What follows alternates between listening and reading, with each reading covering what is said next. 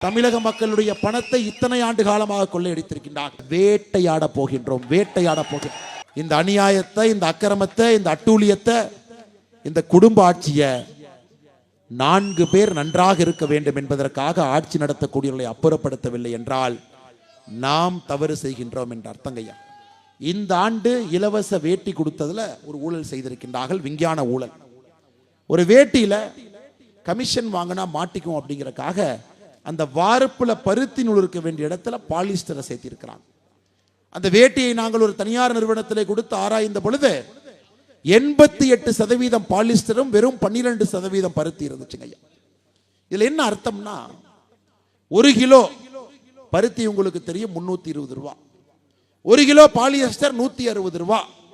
மாத்தி போட்டு அங்கே மட்டும் இவர்கள் செய்திருக்கக்கூடிய ஊழல் 66 கோடி ரூபாய். அதுல மட்டுமே ஊழல் செஞ்சிருக்கிறாங்க.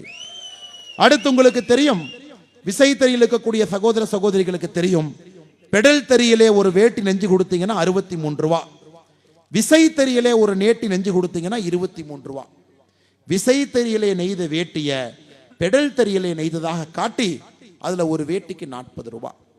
மொத்தமாக ஒரு விஞ்ஞான ஊழல் எப்படி செய்வது என்பதற்கு இலக்கணமாக திராவிட முன்னேற்ற கழகம் 1967 இருந்து இன்னைக்கு வரைக்கும் இருக்காங்க ஐயா.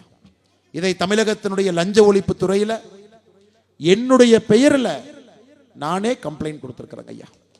காந்திக்கு எதிராக ஆதாரத்தை எல்லாம் கொடுத்து, வேட்டிகள் எல்லாம் கொடுத்து, அடுத்த நாள் கம்ப்ளைண்ட் கொடுத்த நானும் போலீஸ்ல இருந்தேங்கல்ல ஐயா.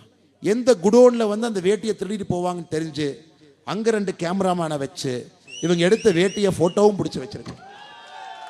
அவங்களுக்கு தெரியும் ஸ்டாக் இருக்கிற வேட்டியை நோக்கி லஞ்ச ஒழிப்பு துறை வரும், அங்க போய் வேட்டியை திருடுறேன். கம்ப்ளைண்ட் கொடுக்கறதுக்கு முன்னாடியே அதுக்கு ஆப்போசிட்ல இருக்கிற கடையில சிசிடிவியை பொருத்தி நைட்டு இவங்க லாரியில வந்து வேட்டியெல்லாம் எடுத்துட்டு போனதையும் படம் பிடித்து வைத்திருக்கிறார். எங்கேயும் தப்பிக்க முடியாதுங்க ஐயா. இது போன்ற ஊழல் மந்திரிகள் ஒருவரையும் வேட்டையாட போகின்றோம் ஐயா, வேட்டையாட போகின்றோம். அவங்களுக்கெல்லாம் மன்னிப்பு இல்லைங்க ஐயா. இவங்களுக்கெல்லாம் இந்த லஞ்ச ஒழிப்பு துறையை கூட்டு ஒரு நோட்டீஸை கொடுத்து என்கொயரிக்கெல்லாம் கூப்பிட போறதில்ல, வேட்டையாட போகின்றோம், வேட்டையாட போகின்றோம். தமிழக மக்களுடைய பணத்தை இத்தனை ஆண்டு காலமாக கொள்ளையடித்திருக்கின்றார்கள். கேள்வி யாருமே கேட்கலீங்க, யாருமே கேள்வி கேட்கல.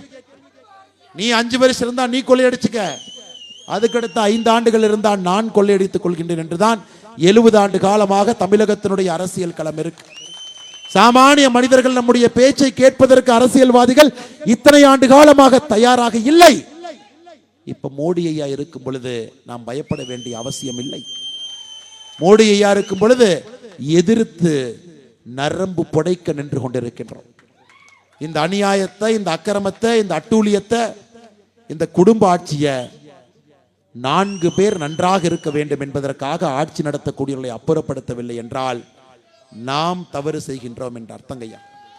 ரொம்ப அருமையா சொல்லுவாங்க, ஒரு சமுதாயம் ஏன் கெட்டு போகுதுனாங்க ஐயா, கெட்டவங்கனால ஒரு சமுதாயம் கெட்டு போறது இல்லைங்க ஐயா. கெட்டவன் கெட்டது செய்யும் பொழுது அதை சும்மா பார்த்து கொண்டிருக்கக்கூடிய நல்லவர்களால் ஒரு சமுதாயம் கெட்டு போகின்றது.